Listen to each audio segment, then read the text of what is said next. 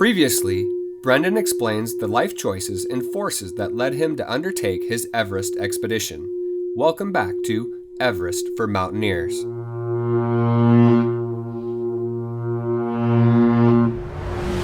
Over 5 years, Patrick had fine-tuned his Everest training into a detailed Google spreadsheet.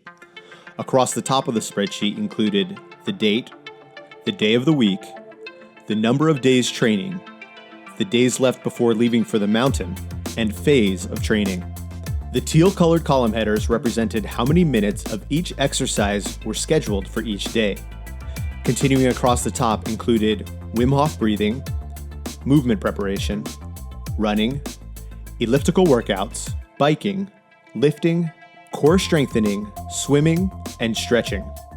For each of those columns, there was a corresponding column where you would put in your actual minutes doing each of the exercises.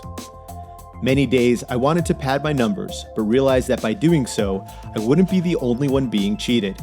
If there was any trouble on the mountain, I didn't want to put myself or others at risk because I wasn't physically prepared. So I prepared my body, and in many ways, my mind along with it. Runs along the beach, hours and hours on the elliptical machine. Indoor and outdoor biking, lifting, core exercises, swimming in the ocean, and yoga. I also researched a guy named Wim Hof, who tried to climb Mount Everest in shorts.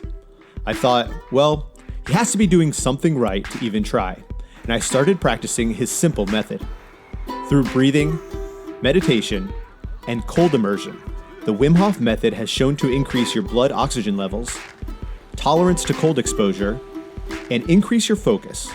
For an Everest expedition, this is exactly what I was looking for. About 3. The first week of Wim Hof breathing blew me away. My entire body was buzzing with oxygen overload. At the tail end of each round of breathing, there is a breath hold. I could hold my breath for up to 3 minutes, something I had never been able to do before. Also during the breath hold, I would envision myself framed in Tibetan prayer flags, walking happily along the top of the North Col. Right after breathing in the morning, my cold exposure routine would start. Cold showers. These were difficult at first, but became routine. And it didn't stop there. During the winter, with the outside temperature around negative 10 degrees Celsius, I would stroll down to the beach in Speedos. There, I would do a round of deep breathing before heading into the 4 degrees Celsius water for a 10-minute swim. In addition, every day, regardless of the temperature or weather, I would ride my bike about 20 kilometers in shorts and a t-shirt. By doing so, I trained my body to know what it was like for my extremities to go completely numb, and warm them just before frostbite crept in. Meanwhile, Patrick and I were both using hypoxic generators, tents, and masks, allowing us to live at sea level, but train and sleep at altitude. The generator changes the composition of the air you breathe from 21% oxygen, what is available at sea level, to about 8.8% oxygen, equivalent to around 6,700 meters.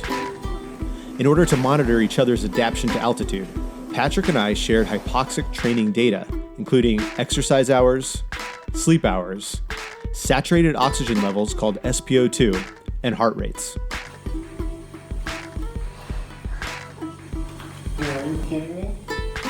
I started my hypoxic training in October, 7 months before the climb began.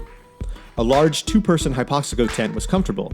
However, in the large tent, I could only get the oxygen levels down to about 12%, simulating around 4,500 meters. So I made a new tent, a fish tank that could get the oxygen levels down to 8.8%, simulating the 6,700 meters I was looking for. There were many, many sleepless nights, but I was so extremely focused, it didn't matter. The training continued. That December, I felt I really needed to measure up with Patrick's training. We decided to meet in the Pacific Northwest for some running, climbing, and skiing. Patrick felt great. I felt great. The training was working. Back to China. The amount of time I was putting in at the gym was wearing on me. To avoid a workout boredom slump, I decided to get outside for workouts whenever possible. I ended up climbing the local mountain Fushan at 360 meters many different ways. Through a demolished village in the snow, with students, with new friends I met on the mountain, and once from sea level with a full 19-liter water bottle.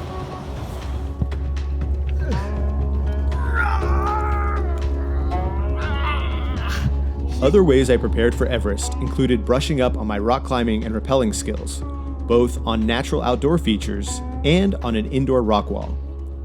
For additional fitness, whenever I had a spare hour, I would do a YouTube fitness blender workout. As excessive exercise had landed me at the acupuncturist before, at the end of a long day, I would roll out my sore and tired muscles to prevent injury. March arrived quickly. I found a cliff that was similar to the second step that you encounter during the summit night of Everest. With all my summit equipment on, I practiced going up and down the cliff. It was a beautiful night. The city lights were shining, and it was about 15 degrees Celsius. Perfect, unless you are wearing a summit suit built for negative 40 degrees. It's crazy that I'm actually going up there. You think about being on the North Col Ridge and looking out, awesome. Getting up to Camp 3, awesome. And then that last night, man, there's so many things that can go wrong, whether it's altitude or equipment or weather. You just don't know. But we're gonna take it safe, take it smart, and control all the controllables. That's why we're out here right now, trying to figure everything out. Man, these gloves are tough to deal with. They're super warm, but really hard to deal with. I got a problem with my hood always coming down in front of my light, so that's something I got to work out. Can't imagine. We'll have this plus an oxygen mask as well. Crampons are doing awesome. I thought they were going to be a little loose on the rock, but I cinched them down really tight and they feel really good, really solid. Warm right now. Hopefully I'll be able to this warm on top of Everest. During my Everest research, I read a blog that when you head off for Everest, you should be in the best shape of your life and believe it. Virtually training alongside Patrick, my own focus, and the support of those closest to me had allowed me to be in the best shape of my life, and I believed it.